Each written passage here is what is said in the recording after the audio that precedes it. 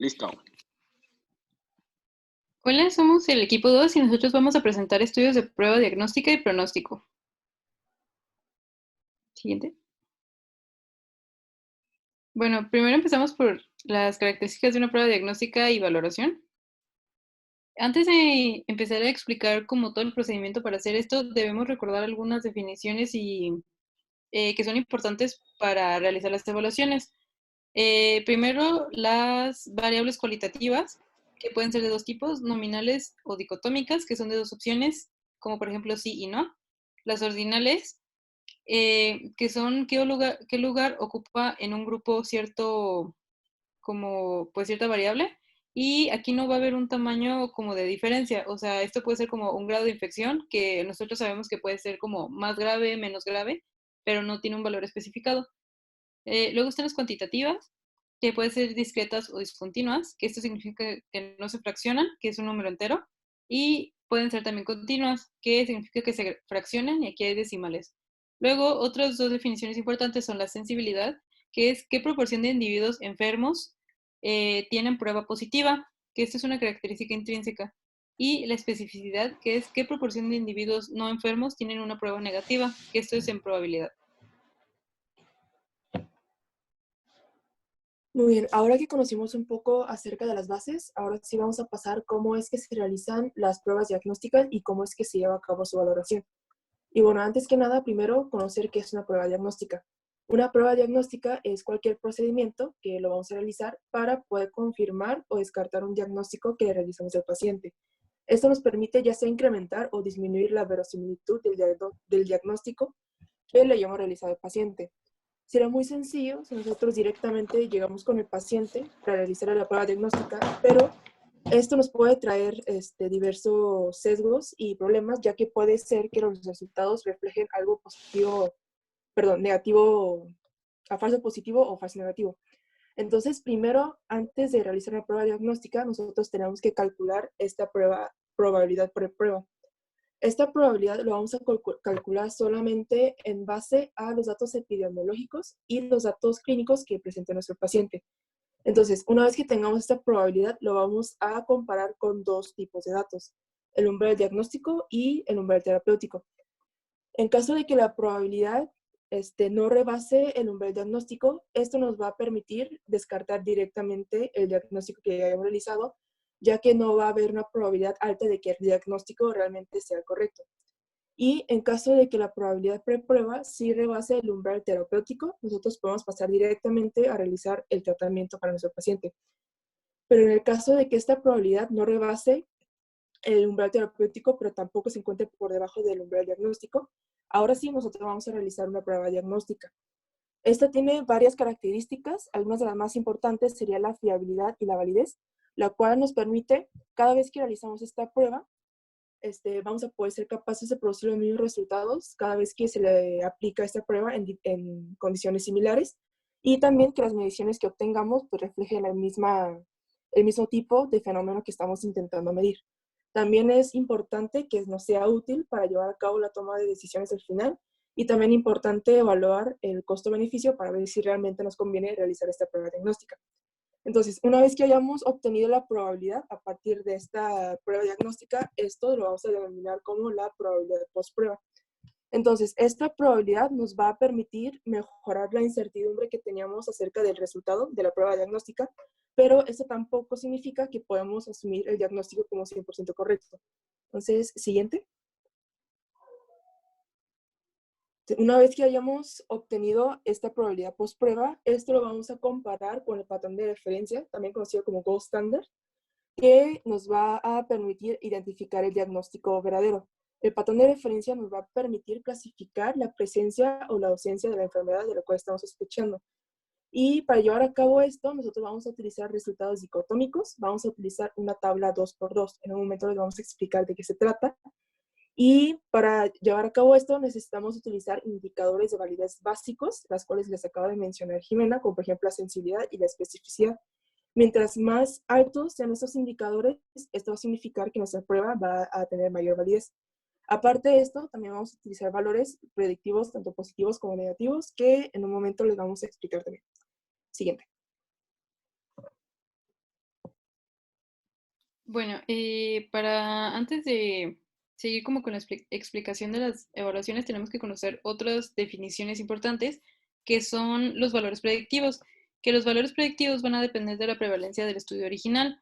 O sea, esos van a tratar de predecir el resultado, algunos resultados en distintos como escenarios, o sea, en distintos casos que se le puedan presentar al médico. Existe el valor predictivo positivo, que es la probabilidad de que un paciente con prueba positiva curse con una enfermedad determinada, y un valor predictivo negativo es la probabilidad de que un paciente con prueba negativa esté libre de enfermedad. Muy bien, entonces todos estos pues giran en torno a una característica muy importante de las pruebas que conocemos como validez. La validez la definimos como la capacidad de un instrumento para poder cuantificar correctamente, válgamente, lo que intenta medir. Y también lo conocemos como estándar de oro. Y las medidas de validez pues se basan firmemente en la sensibilidad y la especificidad de la prueba. Entonces, para comenzar, pues la sensibilidad ya nos explicaron que contesta la pregunta, ¿cuántos positivos de los verdaderos enfermos tendremos? Entonces, las tablas 2 por 2 que nos habían comentado previamente son las siguientes. Para poder construirlas, vamos a poner de este lado de la tabla los resultados de la prueba diagnóstica, primero los positivos y después los negativos, y de este lado de la tabla vamos a colocar la enfermedad. Vamos a colocar como positivos aquellos que sí cuentan con la enfermedad y sanos como negativos. Entonces, pues aquellos que den positivo en la prueba y estén enfermos, pues son verdaderamente positivos, mientras aquellos que den negativos en la prueba, pero son enfermos positivos, pues son falsos negativos. Aquellos que son sanos, o sea, negativos aquí, pero sin embargo marcan positivos, son falsos positivos, mientras que los verdaderos sanos y marcan negativo, pues son verdaderos negativos. También como valor de referencia rápido, pues si sumamos A más C tenemos el total de pruebas positivas. Si sumamos B más D tenemos el total de valor de pruebas negativas. Si sumamos A más B tenemos el total de enfermos. Y si sumamos C más D tenemos el total de sanos. Entonces, para poder calcular la sensibilidad, vamos a dividir a los verdaderos positivos sobre el total de casos positivos, que sería en resumen A sobre A más C. Y esto lo podemos multiplicar por 100 para que nos dé un porcentaje.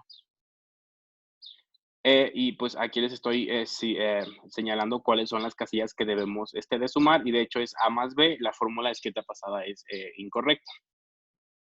La especificidad responde a la pregunta ¿cuántos resultados negativos en personas sanas hay? Para calcularla, vamos a colocar el número de verdaderos negativos, o sea, el total de las personas que son negativas, sobre el total de los casos que fueron negativos y lo volvemos a multiplicar sobre 100. Entonces, son los falsos positivos sobre los verdaderos negativos y esos son divididos por los verdaderos negativos. El valor predictivo positivo es básicamente de todos los que fueron positivos, cuáles verdaderamente son positivos. Entonces, básicamente, igual hacemos una división donde colocamos a los que son verdaderos positivos, o sea, los enfermos, sobre los verdaderos positivos más los falsos positivos. Y mientras que el valor predictivo negativo nos están diciendo cuáles de los que marcaron negativos en las pruebas son verdaderamente sanos. Y de igual manera podemos colocar los verdaderos negativos sobre los verdaderos negativos más los falsos negativos y multiplicarlo por 100. El valor predictivo global también es un valor que nos sirve para poder estimar si la prueba de verdad nos va a sugerir algo. De hecho, la literatura comenta que si esta prueba nos otorga un valor del 50%, es muy probable que no haya enfermedad. Sin embargo, vamos a ver los pequeños asteriscos que tiene esta prueba en las siguientes diapositivas, y para calcularla vamos a hacer una división. En el numerador tenemos a los verdaderos positivos más los verdaderos negativos, y en el denominador tenemos a los verdaderos positivos, a los verdaderos falsos, a los falsos positivos y también a los verdaderos negativos. Entonces, este es un ejemplo para poder tomarlo más a la práctica, y básicamente estamos intentando diagnosticar una hemorragia subaracnoidea en un paciente con un déficit neurológico de inicio súbito con probable causa vascular.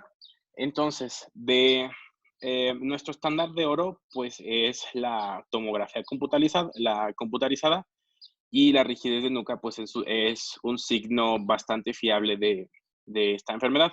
Entonces, pues simplemente aquí a reojo, yo estoy viendo que las personas que sí están enfermas no salen muy positivas en el signo de la rigidez de nuca, porque pues también hay personas que estuvieron que eran sanas y salieron positivas para este signo.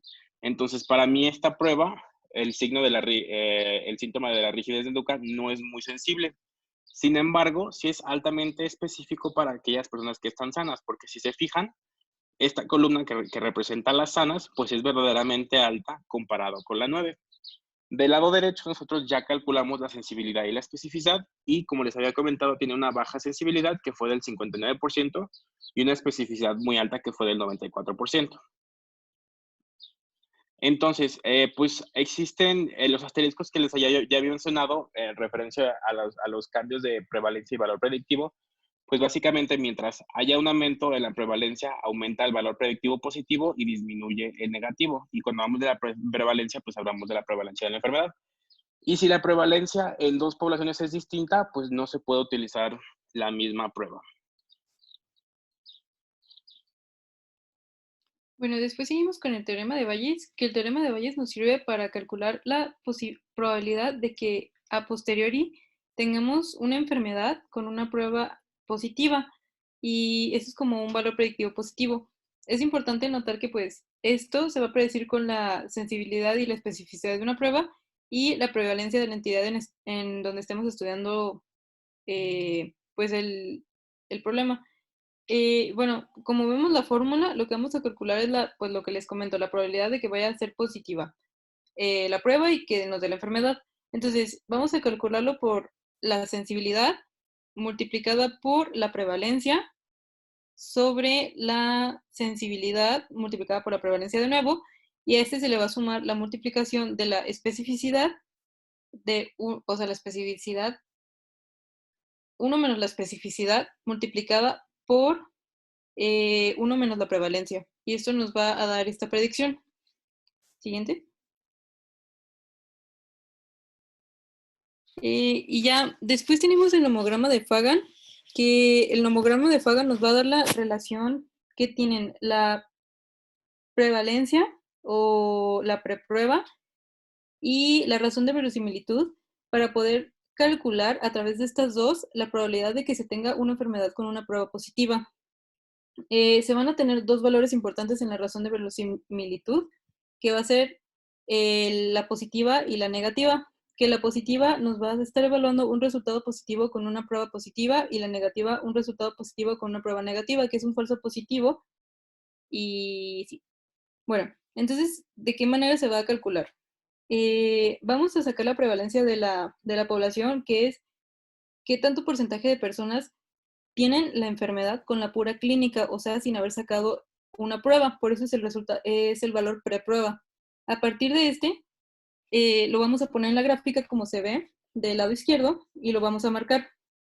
De ahí van a salir las dos vertientes que son la razón de verosimilitud positiva y la negativa, que la positiva es el valor que vamos a sacar de los que tienen la prueba positiva y un resultado positivo, o sea, los que sí lo tienen presente, que si lo vemos ahí, el valor es de 9.83%. Entonces lo vamos a marcar. Y la negativa tiene un valor de 0.44%. A partir de marcar esos dos puntos, vamos a trazar una línea partiendo de la prueba y pasando por la razón de verosimilitud, una positiva y una negativa, y nos va a llegar al valor post prueba.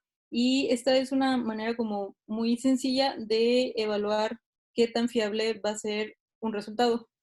Siguiente. Es importante que, si se dan cuenta, en esta segunda gráfica que va a partir de unos datos un poco distintos, se puede notar que la sensibilidad y la especificidad no van a depender de la prevalencia, se mantienen iguales. Lo único que va a cambiar van a ser los resultados post prueba. Entonces sí es importante que a partir para poder hacer esta evaluación debemos tener una población con la misma severidad, o sea que tengamos exactamente los mismos criterios y no va a importar que sean poblaciones distintas y nos va a dar un resultado variable, pero con la misma sensibilidad y especificidad.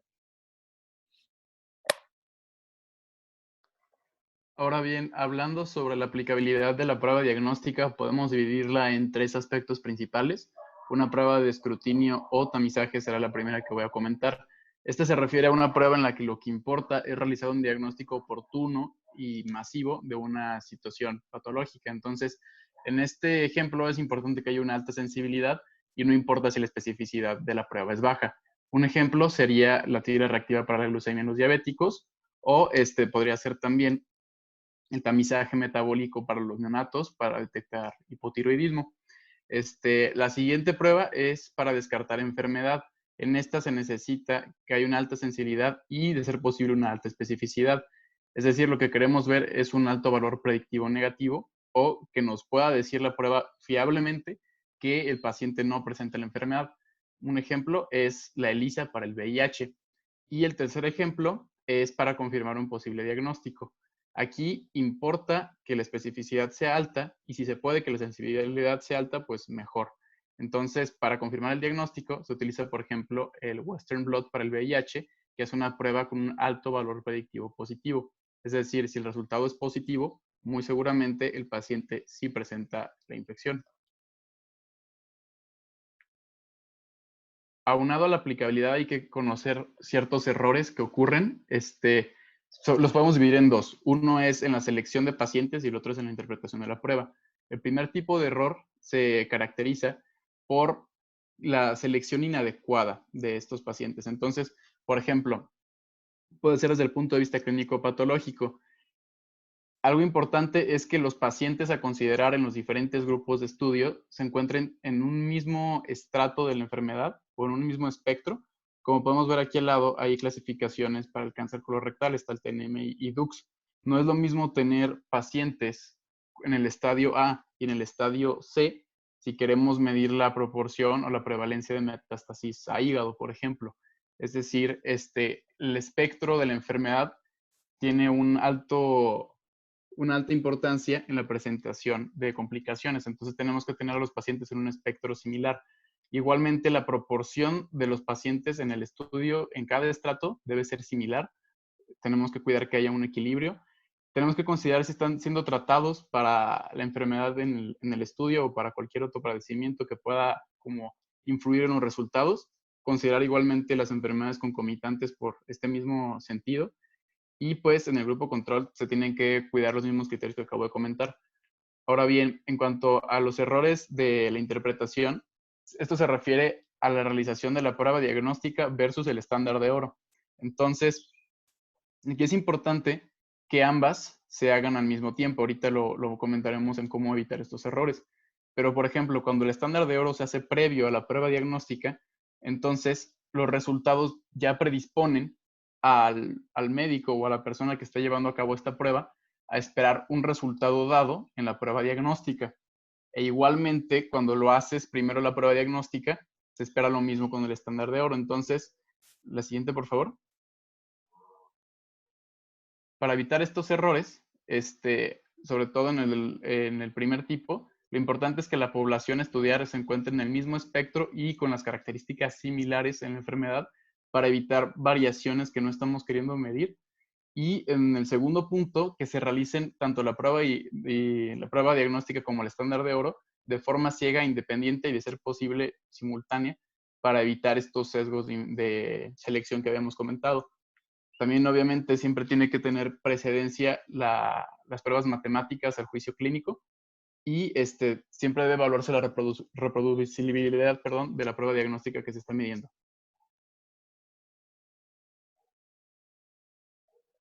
Ok, ahora vamos a ver cómo analizar los datos ordinales y cuantitativos. Entonces, muchas veces estos datos van a tener más de un punto de corte y se recomienda usar la curva ROC. Entonces, en esta curva, por ejemplo, la línea punteada va a representar lo que pasaría si una prueba arrojara datos al azar. Entonces, todo lo que está arriba va a ser lo que sería mejor y todo lo que está abajo va a ser peor. Entonces, vamos a tratar de buscar el punto de corte que se acerque más a la esquina superior izquierda, ya que va a ser que tenga menos falsos positivos y falsos negativos y más valores certeros. Siguiente. Entonces, por ejemplo, aquí nos da un ejemplo en cuanto a la sensibilidad y especificidad de una prueba de daño orgánico en pacientes con coma, utilizando los niveles de creatinina y fosfocinasa. Entonces, podemos ver que en la parte superior se dividieron varios rangos o puntos de corte, que es mayor o igual a 76, 61, 46, etc. Y para cada uno se sacó la sensibilidad y la especificidad de la prueba. Recordemos que en estos cuadritos las columnas de la izquierda representan a los enfermos y las columnas de la derecha a los no enfermos. Siguiente, por favor. Entonces, aquí, por ejemplo, se calculó la sensibilidad, especificidad y falsos positivos para cada uno de los puntos de corte. Entonces, por ejemplo, si sabemos que la sensibilidad se calcula como A entre A más C, entonces en el primero sería A, que es 2, entre A más C, que es 2 más 25, y se multiplica por 100 para el porcentaje, que sería 7, ¿no? Y luego la especificidad se calcula como D entre B más D, y pues se va a calcular también para cada uno de los puntos de corte, y después los falsos positivos, que sería 1 menos especificidad, y se saca también cada uno de los puntos. Entonces, para graficarla, simplemente vamos a utilizar los falsos positivos como el eje de las X y la sensibilidad para el eje de las Y. Entonces, por ejemplo, en este dato, que es el del 7, dice que, bueno, que la sensibilidad está en 7 y los falsos positivos nos daba un valor de 0. Entonces, aquí se graficaba y se grafica para cada uno de los puntos. Y como dijimos, pues el valor que más nos conviene es aquel que se acerque a la esquina superior izquierda, que va a ser aquel que tenga menos falsos positivos y falsos negativos, o sea, menor valor de B más C y mayor valor de A más D, que serían verdaderos positivos y verdaderos negativos. Ahora bien, ¿qué va a pasar cuando tenemos varios estratos, tanto en el estándar de oro como en la prueba que queremos probar? Entonces se va a estimar el porcentaje de aciertos y errores. Siguiente, por favor. Entonces, por ejemplo, aquí vamos a ver cómo clasifican dos pruebas diferentes el grado de tromboembolia pulmonar, en el diagnóstico clínico y en el gamagrama, que es el estándar de oro. Entonces, los aciertos van a ser aquellos que que coincidan entre las dos pruebas. Entonces, por ejemplo, aquí los aciertos serían los que están en verde, que serían 40, 90 y 70, y se van a sumar, dividir entre el total, que son 300, y se van a multiplicar por el porcentaje. Entonces tenemos un porcentaje de aciertos de 66%. También es necesario calcular los errores que se sobreestiman, es decir, cuando el diagnóstico clínico capta algo que es mayor que lo que capta la gamografía. Entonces, por ejemplo, aquí vemos que el diagnóstico clínico capta que es alta, mientras que el gamagrama moderado, aquí capta que es alta, mientras que el otro capta que es baja, y aquí vuelve a captar que es moderada, mientras que capta que es baja. Entonces se suman estos tres valores e igual saca el porcentaje. Y finalmente hay que ver también los valores que son de errores de subestimación, es decir, que el diagnóstico clínico capta algo menor. Entonces, por ejemplo, aquí dice que es moderada cuando el estándar de oro dice que es alta, que capta que es baja cuando el estándar de oro dice que es alta también, y aquí capta que es baja cuando dice que es moderada. Entonces, igualmente se suman, se dividen entre el total y se saca el porcentaje. Siguiente. Entonces, bueno, ya nada más resumiendo, entonces cuando queremos ver una prueba de escrutinio, se necesita algo con alta sensibilidad, aun cuando haya baja especificidad. Cuando se desea descartar la enfermedad, se necesita alta sensibilidad y de preferencia que haya alta especificidad. Y para conformar un diagnóstico, que haya una alta especificidad y, de ser posible, alta sensibilidad. Ahora pasando a la valoración de estudios de evaluación de pruebas diagnósticas. Siguiente. La información sobre la validez o la utilidad de las pruebas diagnósticas debe obtenerse de estudios de evaluación de pruebas diagnósticas que ya estén publicados. Pero muchas veces la información que estos estudios tienen a veces no es válida, relevante o aplicable al entorno clínico que nosotros queremos. Entonces, para eso tenemos las recomendaciones del Evidence-Based Medicine Working Group, que nos da 3 pasos para poder de recomendaciones para poder ver la validez, la importancia y la aplicabilidad de estos artículos de pruebas diagnósticas. Entonces, primero, para saber si los resultados son válidos, tenemos que comparar los resultados con un patrón de referencia de una serie de pacientes. Y tenemos que ver que este patrón de referencia, como hemos visto anteriormente, tenga una validez, ya que si este patrón de referencia tiene defectos, puede tener diferentes tipos de sesgos. Lo primero a considerar y que nos puede llevar a tener un sesgo por exclusión de indeterminados es ver si el patrón de referencia es capaz de clasificar el estado de enfermedad en todas las observaciones. Si esto no se da, vamos a tener un diagnóstico indeterminado y esto nos va a llevar a tener sobreestimaciones de sensibilidad. En el caso del sesgo de revisión, es si una vez que ya se aceptó el patrón de referencia, tenemos que ver que el patrón de referencia y la prueba diagnóstica se hayan realizado de forma independiente, ya que si estos no se realizaron de forma independiente, pues la prueba puede ser susceptible a una interpretación subjetiva, así como puede estar influida ya por el conocimiento del diagnóstico. Y para esto se recomienda que se haga una realización ciega de la prueba diagnóstica y del patrón.